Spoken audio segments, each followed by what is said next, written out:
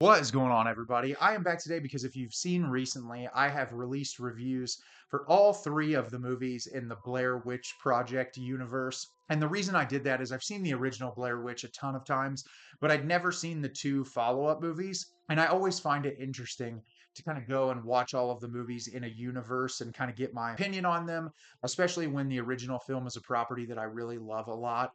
And if you guys have been watching me for a while, you know I love doing rank lists, however long or short that they might possibly be. And I also know you guys don't always get to watch all of my videos. And so sometimes, like, instead of listening to my full breakdowns of that, you can get the rank list and kind of get my general idea and opinions on those movies. And so, even though there's only three films, I'm going to do a rank list today of the Blair Witch movies and kind of give you guys a little bit of brief thoughts since I just gave my full thoughts on everything. Just kind of break down things about the movie, what I like and what I didn't like. And then if you want to check these out, you can. And so let's jump in and I'm going to rank the three films in the Blair Witch Project universe. So coming in at number three is Book of Shadows, Blair Witch 2. If you watched my review or didn't, this movie is genuinely one of the worst things that I've watched all year long, to the point where it actually irritated me.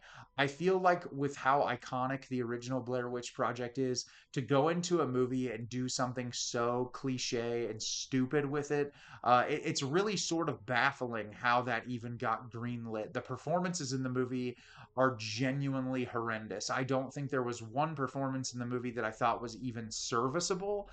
It was all very irritating. It has a very dated 2000s feel to it, and sometimes that has a charm. I've done some reviews of this on this channel, movies like House on Haunted Hill, which I think was like predated. I think that might have been 1999. But like House of Wax, a lot of movies that came out in the 2000s that they all have the same soundtrack. They're all shot relatively similarly.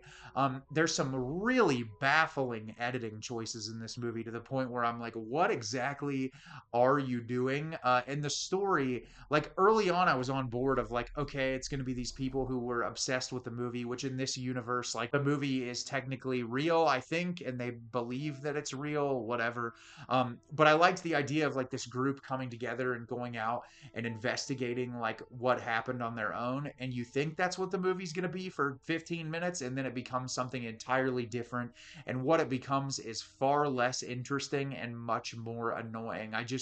These types of movies, it's like, how could you so fundamentally understand what made the original so special and do something just so incredibly asinine and annoying with it? And I will never watch this movie again.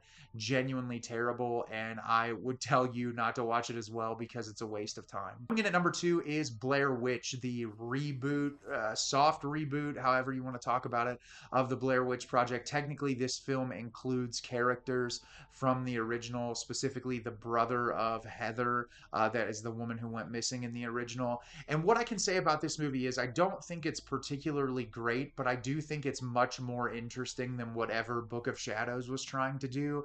Like the initial setup, I really like the four core characters in this movie, and I think they really were in early portions of the film trying to sort of capture the aesthetic and what made the original Blair Witch Project so special. Like as I was watching it, I was just like, okay, this is really kind of off to a good start. I could see it going in a direction that I really appreciated, but eventually it shifts and turns into something that you've seen half a million times, which is like jump scare, jump scare, jump scare, trying to, show all of these things that, like, you're supposed to believe are controlled by the witch or whatever, which I can respect trying to do something different, but like it's not different enough. You feel like you're just watching something that you've seen a million times in horror movies, just with the Blair Witch name smacked on it. With the original Blair Witch Project, it has a very specific vibe and aesthetic that it's going for, and it tries to convey a very specific feeling. And like I said at the beginning, even like some of the more horrific gore in this movie, like there's a scene where a character like steps on something and it starts to mess with their foot. And I like little things like that. I think you can amplify and do things more extremely, especially with like some of the CGI technology that we have now, or even the better practical effects. There are things that you can do in that similar vein to create a very horrifying experience. But it's like they wanted to go in this direction that just isn't interesting. And even when things were amped up to like 100 by the end of the movie, I just didn't care all that much. I feel like what makes the original Blair Witch so special is the simplicity and the lore, and just watching those characters kind of, dissolve mentally and get to the point where like hopelessness is a very palpable feeling. And they try to build that really early on in this movie, but I just don't feel like they linger on it long enough to really matter all that much. So by the time you get to the end of the film, you're like, okay, was this really a Blair Witch movie? And so it's definitely much more watchable than Book of Shadows, but it's not great by any means. And then coming in at number one, no surprise, is the original Blair Witch Project. This movie is so important in horror. It really kind of set off the found footage genre and really created this whole new idea of what horror can be, because the marketing surrounding this movie was very impressive. People really thought that it was real when they were going to see it. Obviously, the actors using their real names, all of those things. Really impressive the way the filmmakers were able to kind of approach how this movie is digested. But I think aside from the marketing, to me, it is genuinely one of the scariest movies ever made, because I have like debilitating anxiety, and there's things that really mess with my head.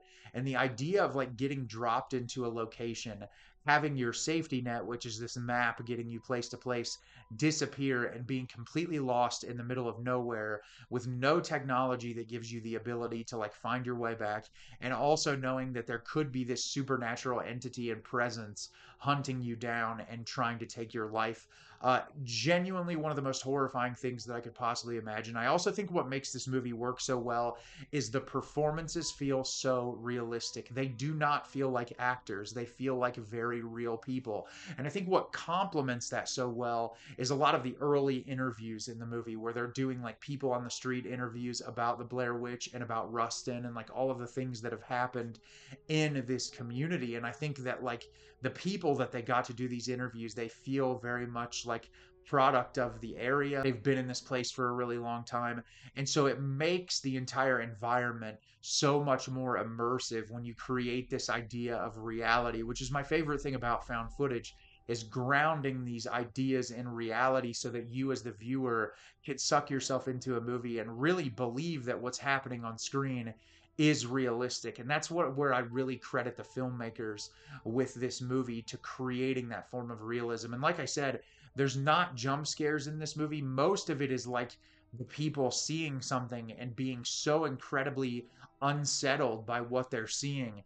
And then like these moments of conflict between the characters are some of the most horrifying in the film, because they all just want to survive, but they all have a very different idea of how to do it, and that creates conflict even with you're with people when you're with people that you love, or you're with very close friends and you get into a situation where you're lost, or like anxiety can flare up or whatever. Heads will butt and things can get incredibly chaotic. And I think the filmmakers do a really great job sort of capturing the authenticity in that in this movie. And I really like when they find the abandoned house at the end. I think it's a really nice touch.